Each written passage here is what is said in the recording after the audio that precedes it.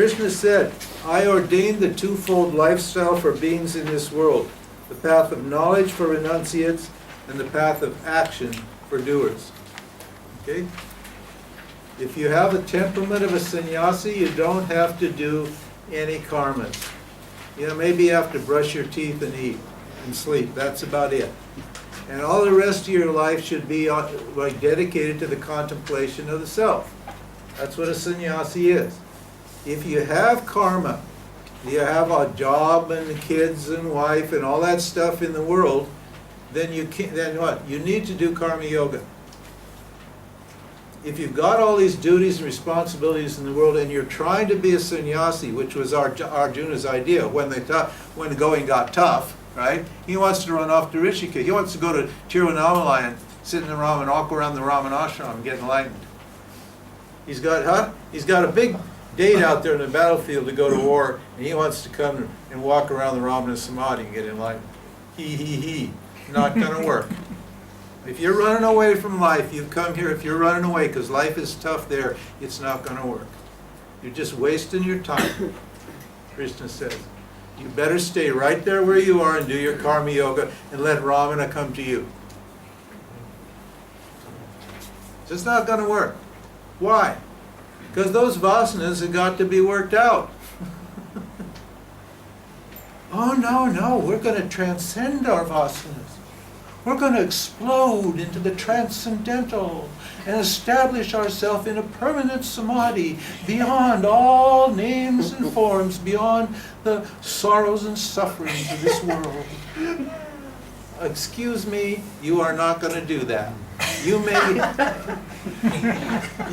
may get high for like a day or a week or a month, but you'll come crashing down when the next binding vasana grabs you. Extrovert your mind, and you'll be right back where you were before.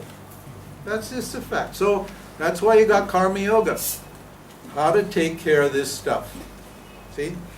He says, I ordain a twofold lifestyle. There's only two lifestyles prescribed in the Vedas. There's no special lifestyle called bhakti yoga.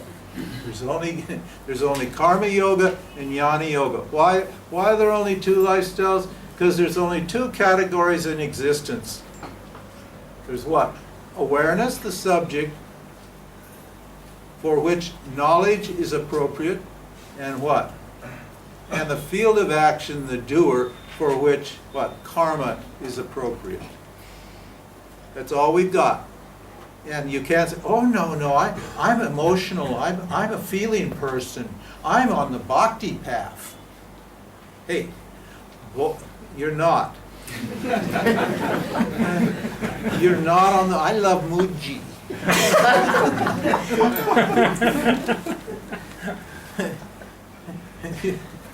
No, there's not a special path. Why is there not a special path? Because love is common to everything, isn't it? Love is the nature of the self. And any bhakti you're doing, what is it? Think about it. If you say it's like burning incense, is that not a karma?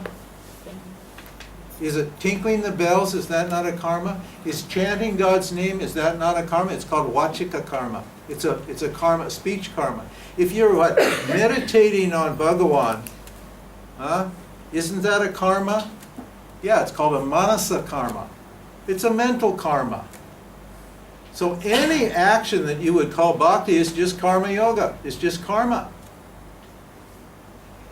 And the jnanis who are meditating on Ishvara directly or studying Vedanta, what is motivating them? Love of God. So the path of knowledge is not what? It's not a path of love? Excuse me? It's definitely, you people love the truth. You're truth seekers. You have a great love for the truth. You've been searching the truth all your life. Isn't that love? What, you got to sit there and hug somebody? You know, to call it love? Hey, this is the highest form of love. Most of the people who are on the bhakti path are begging Bhagavan for something. But we're not begging Bhagavan for something. We just want to know who Bhagavan is, that's all. We just want to appreciate Bhagavan for who it is, who he or she is. Isn't that a noble and pure and a more sattvic kind of love than all these people who are using God to get various things? Or to avoid various things, begging God for his or her stuff? We just want, huh? Isn't it? Most of bhakti is prayer and all that stuff is just, please, you give me this, please. I'm your humble devotee and I want a job, I want a relationship, I wanted this, I wanted that. Please, God. Oh, it's okay, it's okay. You can beg God. I mean, maybe he'll put you in the front of the queue.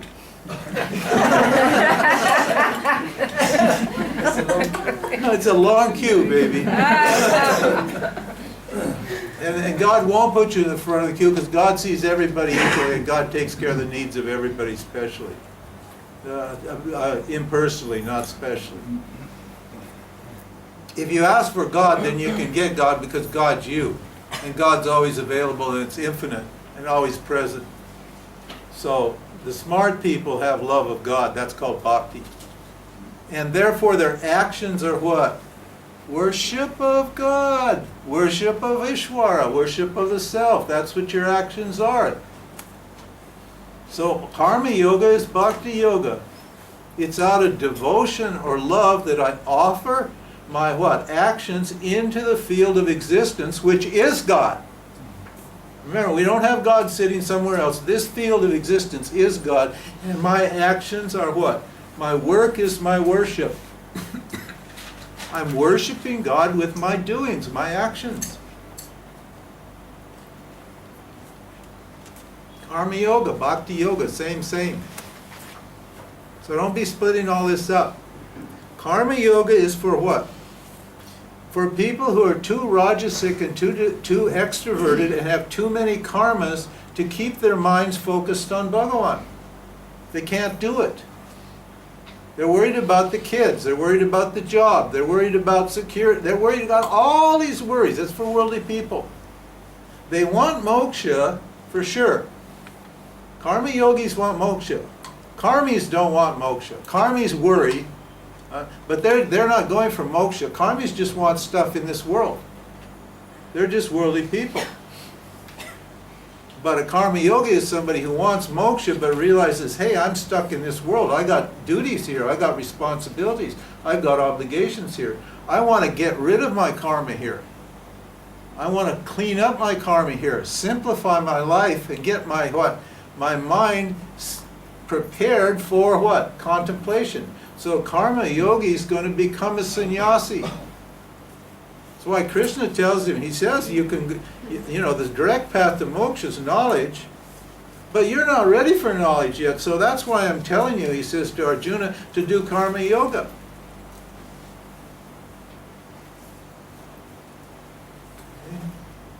So there's twofold. And he says here, the path of knowledge for renunciates and the path of action for doers.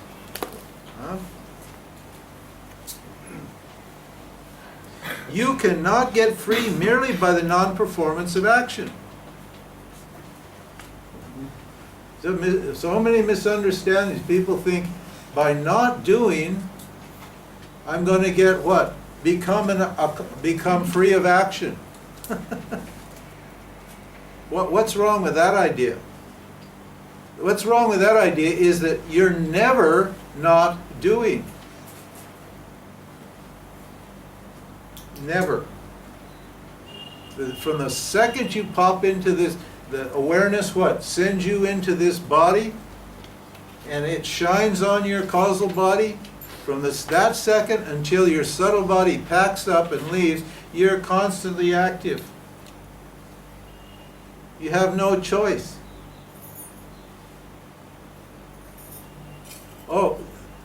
I'm sitting now. I think I'll lie down. Because sitting's a big doing. I think I'll lie down. Will that make me a non-doer? No, that'll make me what? Lying down will be what I'll be doing. Isn't it? Still. When are you not thinking? Okay, deep sleep, I'm not thinking. Then what? When are you not digesting your food? In your deep sleep, you're digesting your food. You're breathing in deep sleep, aren't you? When are you not active? So that means what? What he's telling you is, you can't drop out. You can't pretend that you're not doing because you're always doing. And if you don't do what you're supposed to do, then what? You'll do what your vasanas tell you to do, and it won't be your higher vasanas either. It'll be what? All your sensuous, stupid vasanas. Because this stuff has got to come out. See? Remember that the verse back there, he said it's from the unmanifest it's coming. The unmanifest means the causal body. The causal body won't work unless awareness is shining on it. Awareness is not making this happen, mind you, because it's not a doer. But when it, what? When it illumines Maya or the causal body, then creation or action happens. That's when action happens. And then everything in the field is constantly active. It's in a constant state of flux. So you don't get out of it by non-doing. Arjuna's trying, he's a lawyer, he's trying to figure a way out of this. Okay, because that's what he does. He says, okay, I won't fight. But now he's sitting there feeling sorry for himself. So he's still doing something. He's sitting on his butt, he's throwing his bow down, and he's weeping and carrying on, getting all emotional about this problem. So now he's doing that, isn't he? He's not fighting, but now he's emotional and refusing to fight. So he's still a doer.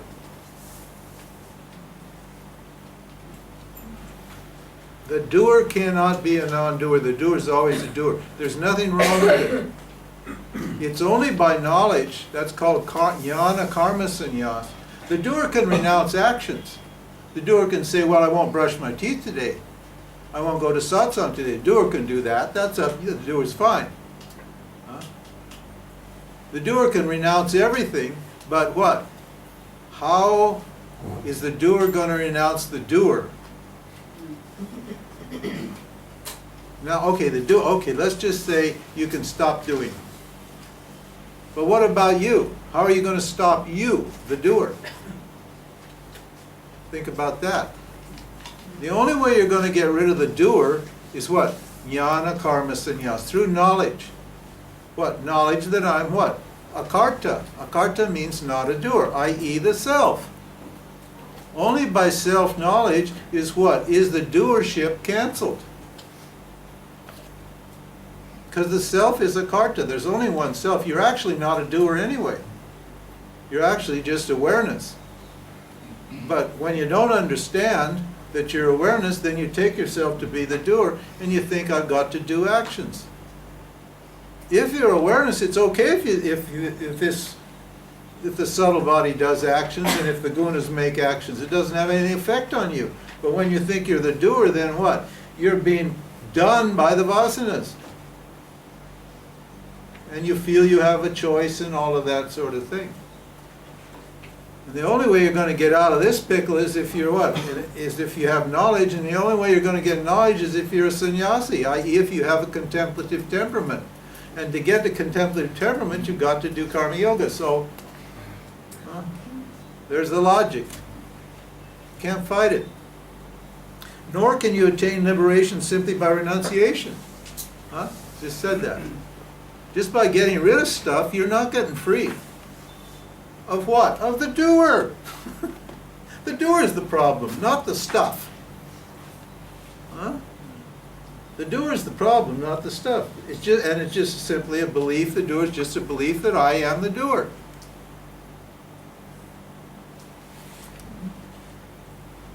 Action doesn't touch what? Jnanis. People who know they're the self. It doesn't touch them. They can do, they can not do, they can otherwise do.